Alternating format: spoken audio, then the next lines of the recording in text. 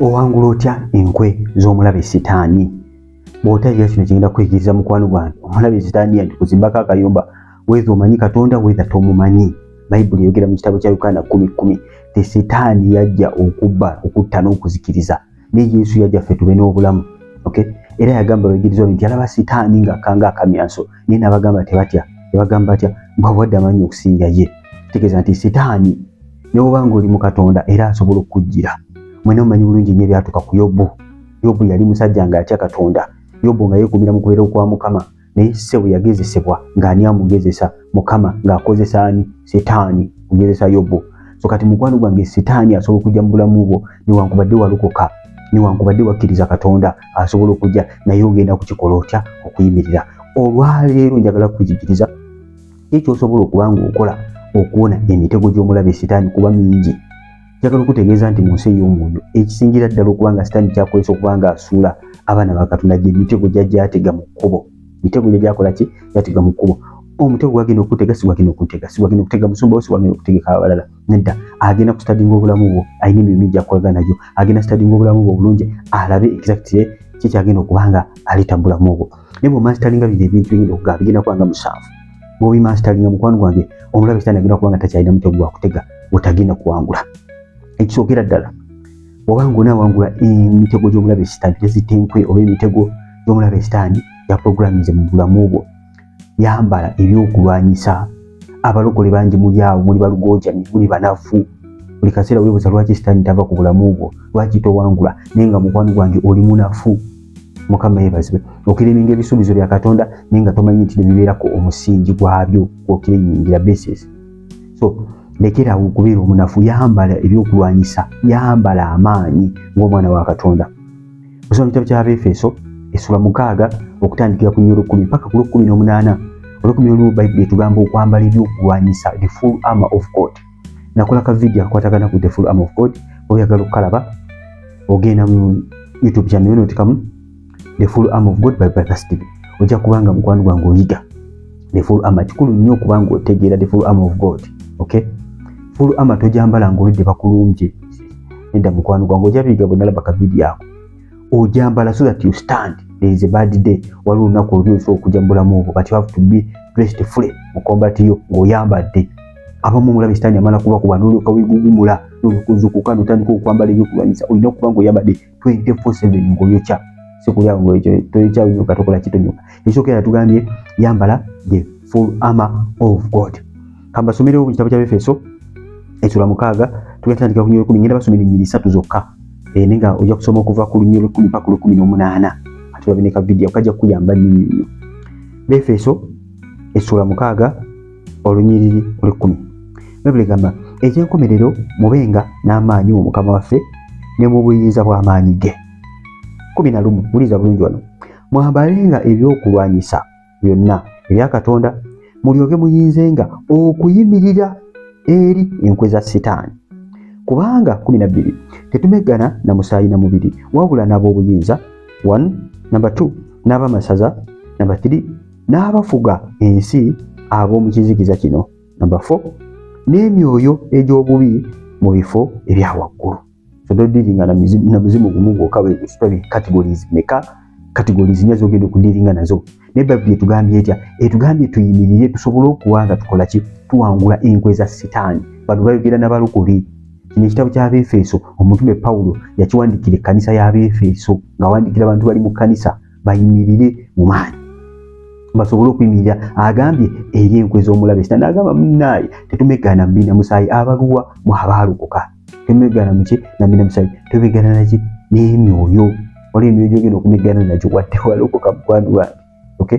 Waliwo egikunoonya atulaza ab'amasaza biza territorial demons egifuga kitundu gyawamba kitundu kyonna. Wali awo mu bbanga wali egifugira mu bwengula. Mukama waffe omulungi yeebazibwe nnyo. Ekiro gikuba wansi gino gikyatinga ddabo. Wali awo mu kizikiza. So niyo mingi gye tudinga nagyo. Njagenda mu the full armor of God ojja kubanga ngera okubanga ofuna details bulungi. Naye bw'otyo olina okuba ng'oyimiridde ng'oyambadde ng'ogulidde. Ogenda kuba ng'oyambadde ki? The full armor of God bayogera ku kubanga weesibye amazima mu kiwato nga toli mulokole mulimba. Okay? Toli mulokole mulimba era biyita mangu batunagenda ka video kajja kuyamba nnyo kekugambye akati full armor of God. Okay? Nga weesibye amazima mu kiwato kyo Bayibuli ngamba ngo ino obutuukirivu mu kifuba olina obutuukirivu mu kifuba ayogera ku ngatto mu bigere enjiri y'amazima eyogera ng'okutta ekitala ekigambo kya Katonda eyogera ng'okutta engabo y'okukkiriza ng'olina seppeewo ku mutwe nga ku mutwe kuliko Yesu yo helmet of salvation nga kweri ku mutwe that is the full armor of God n'eryoka egamba nti pray in all kinds of prayers ng'omaze okwambala bino byonna byogedde kuyambadde obutuukirivu toli mulokola atambulira mu kibi n'amazima mu kiwato okutta ekigambo kya Katonda kyogenda okulwanyisa ku lutalo ng'oyimiridde mulaba akusange ng'okoze ki ng'oyimiridde abamu sitaani amala kubalumba emulyoka mutandika okunoonya bayibuli eyogera ki ku kino mutandika okunoonya bannange mpeereza ku byokulwanyisa ebirwana olutalo bulijjo okola ki okubanga oapulodinga ebyawandiikibwa ebimala ebirwana olutalo ku mutwe gwo omutwe gwo kuliko ki biki byosiba olaba biki byosiba omeditatingako gwe atalina byakulwanyisa birwana lutalo mukama yeebazibwe loadinga ebyokulwanyisa byo ng'obudde bukyali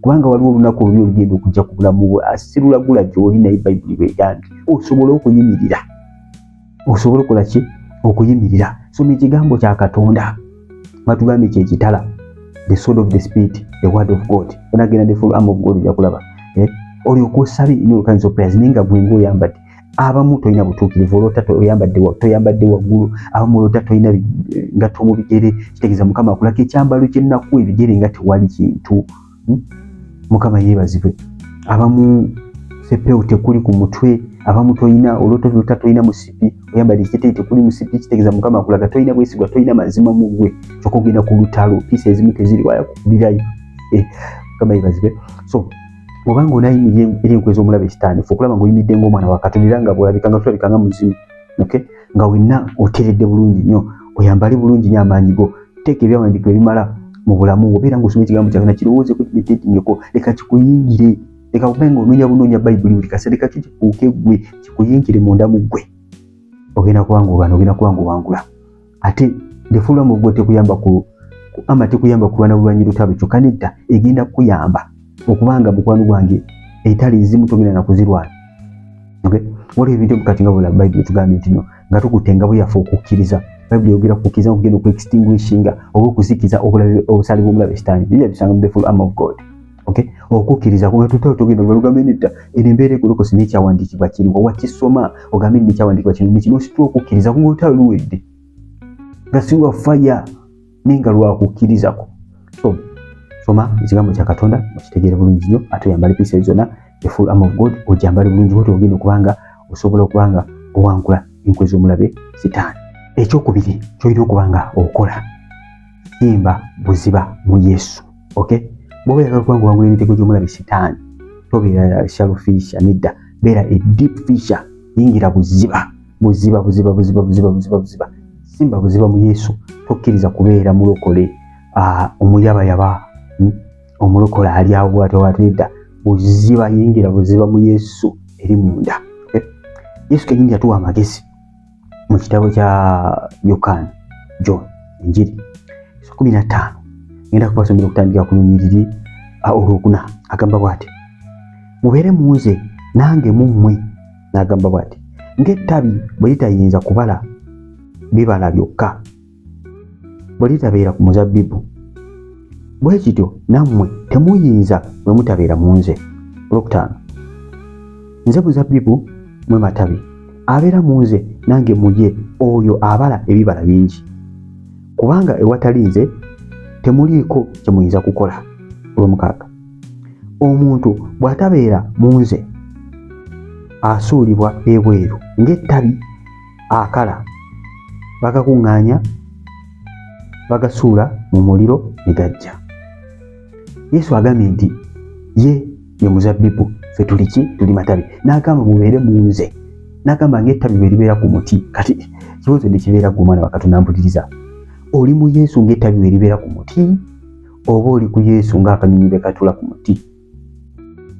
Olwokubanga oli ku Yesu nakubanga oli mu Yesu. Bayibuli egamba nti omuntu wabeera mu Yesu afuuka kitonde kijja ebikadde byonna nga bikoze eki nga biwedde. So omuntu wabeera ku Yesu, omuntu wabeera mu Yesu afuuka kitonde kijja ebikadde byonna nga bikoze eki nga biweddewo. Buli kimu kifuuka kipya ng'oli mu Yesu munda. Kati ekibuuzo nkiri nti oli mu Yesu munda ebintu olaba bipya mu bulamu bwo oba okyatambulira mu bintu ebikadde ng'atuukira enyinga nti no mukwano gwange oli mu Yesu. Take note. olwobanga toli mu Yesu munda, Yesu atugambye tosobola kubala bibala.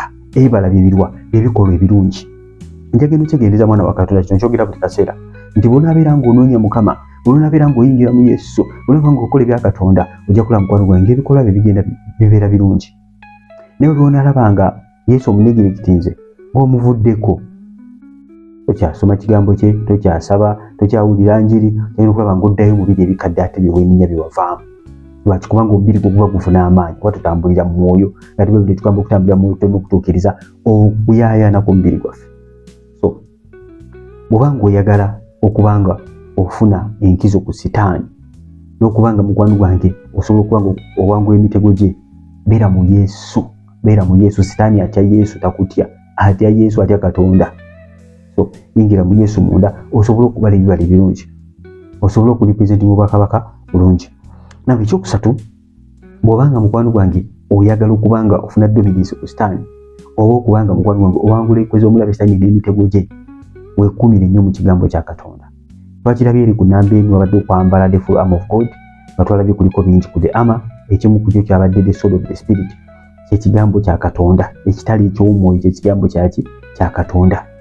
Emitego mingi Sitaani agenda kwogera gy'oli nga bwe yayogeranga eri Yesu, kifuuse emigaati olye, vunna mu nsinze, buka waggulu ogwe, ebyo byonna Sitaani ajja kubyogera mu bulamu bwo. Naye bw'olina ekigambo kya Katonda ojja kubanga omuwangula mukwano gwange, ojja kuba omuyitako abahandi. Nobanga tolina kigambo kya Katonda ojja kukulina bigambo. Nze njagala abalokole ba kigambo, si ba bigambo. Olaba abalokole nga ba bigambo, ninga ekigambo bo temuli. Olina okubeera ng'oli mulokole waki nga wa kigambo, si wa bigambo. So kigambo kya Katonda kigenda kuyamba nnyo. Katonda yogera atya ku kigambo kye? Ekigambo kyange si muliro, ekigambo kyange si nyondo eyasayasa. Ekigambo kyakigeereza ku muliro, akigeereza mu nyondo ekola ki? Eyasayasa enjasi. Kitabu kya Yeremiya 3:29. Bibuli 4:12 negamba ekigambo kya Katonda kiramu ate era kikozi. Kati enyondo yogenda okuba nkozesa ekigambo kya Katonda okutta enkweza omulabe Sitaani. Bw'olaba kyonna kyolabye Sitaani kya programinze ng'okisazamu n'ekigambo kya Katonda, si na bigambo byo. Sitaani yawulira ekigambo kya Katonda, it is written, n'omugamba kyawandiikibwa n'agamba kituufu. Kubanga buli viviri vunnama mu maaso ga Katonda waffe, si mu maaso go, mu maaso ga Katonda waffe. Okay? So ekyawandiikibwa kigenda kuyamba nnyo. Ebyandikibwa bigenda kukola ki? Bigenda kuyamba nnyo mukwano gwange. Tondegerekitinganga. So mukwano gwange ffe okulabanga oyingira mu Yesu munda, ate ng'osoma ekigambo kya Katonda, ate nange oli mukozi wakyo. Nga babivuga mu kitabu kya Yakobo 2:2, tubeere bakozi ba kigambo, si baki? Si bawulize buwulize. So yingira ddala buziba mu kigambo, beera ng'oli mulokole mutuufu agumidde anywedde mu kigambo. Omulabe Sitaani agenda kubanga emitego gye tekigenda kukola ki? Kukuwangula. Naye obeera ng'oli mulokole atali wa kigambo, Sitaani ajja kukusumbua nnyo ddala mukwano gwange. Yesu yogera mu kitabu kya Matayo 7 nirwa tajja ku nnyindo zo 2:27. Agamba omuntu awulira ebigambo bye n'abikola afaananyizibwa ng'omusajja eyazimba ennyumba ye ku lwazi. Tekuba yatonya mukaka n'ajja kibaka n'akunta ennyumba ye teyagwa kubanga yali ku lwazi, ng'omusirusiru yazimba ku musenyu. Yawulira ebigambo bye n'atabikola, ng'owulira naye nga tokola. Soba ng'oyagala okuba ng'owangula enkweza omulabe Sitaani, beera muntu wa kigambo nnyo ddala. Now ekirala kyolina okuba ng'okola ojja kuba kyakuna n'okubakola ng'omwana wa Katonda kwe kuba ng'osaba nnyo. Osaba nnyo mukwano gwange. Obanga osaba nnyo ogenda kubanga mukwano gwange owangula, kubanga esala yewangula. Esala ekola ki? Ewangula. Mu Efeso 6:8 begamba we pray in all kinds of prayers. Tulina esala ez'ebika ebinjawulo. Maybe tukola video tuzogerako esala, omuli okwegayira, omuli esala ez'okwebaza, omuli talo spiritual warfare gye mwagala nnyo, n'esala endala nnyingi nnyo. Tujja kuba tulabika esala oba oli awo naddi we weetaaga okusaba kikaaki. Kabaafu bulungi bazibu nnyo. Nga byonna mwenna mwekwate omwoyo omutukuvu, temukwata bukwasi bikwate. Wekwate omwoyo omutukuvu ajja kubanga akuyamba nnyo ng'omwana wa Katonda. Saba mukwano gwange, pray continuously. Tuliga mu kitabo kya Filipi 4:6 tugamba okubanga tusaba obutakoowa, okubanga tukola ki? Tusaba. Kati tugamba tetwetayikira kukola kintu kyonna, naye tukole mu buli kintu kyonna tubenga tukola ki? Tubenga tusaba. So mukwano gwange, esala egenda kukuyamba nnyo, egenda kukutaasa bingi nnyo. Wali ebigenda okujja mukwano gwange bireme kutuukako olwokubanga bigenda kusanga oliko olukomera olw'amaanyi. Esala ekutaddeko olukomera gy'osaba nga weetooloddwa bamalayika. Esala ereeta obukuumi, esala ereeta okubeera kwa Mukama, ate Sitaani atya kubeera kwa Mukama, kugambe bwe takutya. wadde walokoka sitaani takutya nkubuulira takutya era ajja kujja ku trying akonikonika alaba faya mwali akonikonika alaba olukomera bwe ya visitinga Yobu emirundi egiwera ng'alaba Yobu aliko olukomera ku bulamu bwe ku baana be ku bintu bye ku buli kimu kyonna nga kiriko olukomera n'anoonya wayitani wamubula emala funa permission ewa Katonda. So oba ng'oyagala okubeera mu bulamu obwo ng'oliko olukomera ku buli kintu kyonna beera muntu musabi beera muntu musabi. Mbiyitamu mangu nnyo mukwano gwange njagala wekwata ebintu bino. Ekyokutaano kyenja okwogerako bw'oba ng'oyagala okuba ng'obeera ng'owangula omulabe sitaani beera muntu aketta mu nsi ey'omwoyo. Beera muntu akola ki aketta mu nsi ey'omwoyo. Tokkiriza bukkiriza kubeera awo midda kettako mu nsi ey'omwoyo. Ogenda kuketta otya mu nsi ey'omwoyo ng'osaba ng'oyingira buzibu obuuza omwoyo mutukuvu mbikola ki ekigenda maaso mutukuvu ajja kubikulira mutukuvu ajja kulinkuza omulabe sitaani bw'olaba n'enkolagana ennungi n'omwoyo mutukuvu agenda kukulaga ebigenda okujja. Mukama ffe mulungi baze bagamba sitaani atambula ng'empologoma anoonya gwanaalya Efeso 5:7 so kiri atambula ng'empologoma anoonya gwanaalya. Empologoma naye alinga empologoma eriemu empologoma ya Yuda Yesu naye ayagala okwefula ng'empologoma atambula anoonya gwakola ki gwanaalya. Agenda kulya ani oyo atalaba oyatamu ekigenda maaso mu nsi ey'omwoyo oyo omulokole omunafu gwagenda okulya aleme kubeera gwe mulinnya erya Yesu. So mukwano gwange beera ng'oli muntu aketta mu nsi ey'omwoyo. Okulaba ng'olina spiritual eyes ng'olaba okulaba ng'onoonya Mukama buli kaseera onaamunoonya mukwano gwange ajja kuba ng'akubikkulira bingi ate ojja kuba ng'olina solution yabi kubanga mukwano gwange ne mu nsi ey'omwoyo olabika bangi wano mulabika naye nga mu nsi ey'omwoyo tolabika nako nga mu nsi ey'omwoyo kola ki tolabika nako omusana gwo tegulabika ekitanga kyo tekirabika omunnyo gwo tegulabika nga nawe oli mwana wa Katonda. So oba ng'oyagala okubeera ne upper hand ku sitaani okulaba nga osobola okuba ng'odisaaninga mu nsi ey'omwoyo n'otegeera kubanga Yesu yatugamba in fact eri mu Nze 6 nti abantu bange bazikirira olw'okubula okukola ki okumanya waliwo okuzikirira okusobola okujja mu bulamu bwo ng'oli muntu wa Katonda oli mwana wa Katonda walokoka naye n'ozikirira lwa ignorance olw'okubula okumanya absence of knowledge kyolina okuba ng'otegeera. Kakati waliwo ebintu ebimu nga olina kubitegeera mu nsi ya mwoyo nga Mukama alina kyekubikkulira ebimu ogenda bisanga mu kigambo kya Katonda nga bina bigedde nga bonna kisoma kijja kukirira linga ignorance eveewo kubanga ekigambo kya Katonda mazima ekigambo kya Katonda kiramu era kikozi kigenda kukujjuza amagezi. Petero ekisooka essula 5:8 Petero yawandika ebbaluwa eno ng'agiwandiikira ekkanisa yatugamba bw'ati mutamirukukenga mutunule omulabe wammwe sitaani atambula ng'empologoma awuluguma anoonya gwanaalya.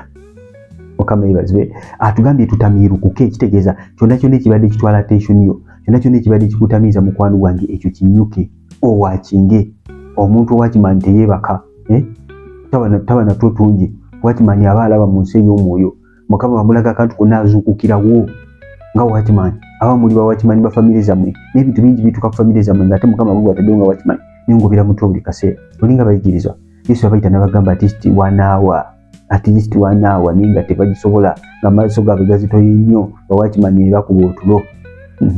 Mukama yeebazibwe Petero bwe yavaayo yagenda kusalako omusajja kuto wabwereere wakimanyi. So tunula tamirukuka byonna ebibadde bikutamiiza byebirwa bino ebikumalira obudde nga mukwano gwe tonaba kwebaka n'obeera tera kwogera ku TikTok kubanga basinga bimukozesa obeera ku TikTok mpaka otobe tujja oluusi ne butajja biko ebisesa n'otuka okwebaka ng'okooye nga tosobola nakuzuukuka kubanga osaba wakimanyi olina okuba ng'ozuukuka ekiro n'oketta mu nsi ey'omwoyo n'osaba Mukama n'akubikola n'okola ki n'osaba wakimanyi. So mutamirukuke nga byonna ebibatamiiza ebitwala attention ya Katonda mubeere nga musaba mubeere nga mutunula. Bino baabigamba balokole nti omulabe gy'ali atambula ng'empologoma anoonya gwanaalya tebabigamba bamisi baabigamba baana ba Katonda. Eno ebbaluwa giwandiikira abantu batudde mu kkanisa yawandiikira kkanisa mutunule beera ng'oketta mukwano gwange beera ng'omanyi kigenda maaso mu nsi ey'omwoyo tewali kintu kyonna kikutuukako nga tokirabye era okuba ng'okola ki ng'olaba ng'oli sober minded kubanga omanyi nti waliwo omulabe atambula anoonya gwakola ki gwanaalya tagenda kukulya gwe linnya erya Yesu. Kyenja okusembyayo omwana wa Katonda tolekangayo kukuŋŋaana n'abaluganda oba oyagala okwangula emitego gy'omulabe sitaani. Waliwo ekiyinza okuyitako nga wakimanyi oluusi prayer partner wo n'akiraba fe okulaba ng'oyina at least mikwano gy'abalokole nga mukyalira ebintu by'omwoyo nga mukuŋŋaana nga musaba mukwano gwange kubanga Bayibuli gamba omu asobola okugoba 1,000 ababiri bagoba 1,000 kati ngofuna omulokole gwe gatta naye omuntu gwe mukanya naye ku kintu ne musaba musobola okukola impact y'amaanyi nnyo okusinga mukwano gwe gwandibadde otya omu. So mukwano gwe tolekanga yokungana Bible in fact ekyogerako mu kitabo kya Ebrania zite essula meka so 10:22-25 egamba tulekanga yokungana ng'abalala bakola kigeza lwa balala abagamba munnaye nze munnaye nalokoka naye nsinza mu nnyumba yange. After all it's about the heart kati omulabe n'abafundizeeyo n'abakwatira mu kibi n'abakuba. So mukwano gwange okulaba ngo fellowshipping nnyo n'abooluganda olw'ensonga lwaki Yesu yagamba nti babiri oba basatu banakungana nabeera mu masekkati gaabwe kigeza babiri oba basatu. Tegeeza nti obeera wekka Yesu tagenda kujja nedda. Obeera wekka agenda kujja ogenda kumulaba in fact ogenda kumulabira ddala ng'oli wekka. Ne waliwo amaanyi tetugenda gadismissinga ag'obwegassi ag'obumu. Babiri bagamba two heads are better than one. Mu kitabo ky'omubuulizi ndowooza essanyu 9 two heads are better than one. Kitegeeza nti emitwe ebiri gisinga gutya gisinga ogumu. Kakati mukwano gwange okulaba ngo fellowshipping ogenda fellowshipping otya bw'oba ng'oli wala kyefune WhatsApp group. Okay, kebera mu comment section comment esooka ojja kulaba namba y'essimu 47 namba yange ompeerezeko message nti oyagala kujoininga ki WhatsApp group yokuweereza link ojoininge twenga tuweereza mu Mukama ojasanga abooluganda abamu joininga ati nobeera Mukama oyo nobeereyo just there ningiza kigenda mu maaso nedda okulaba ng'olabika Mukama yeebazibwe okulaba ng'olabika so even if you're not there tugamba sitaguni Yesu kyamulaba so ng'abaana ba Katonda ebyo binjaka tugabanako nammwe.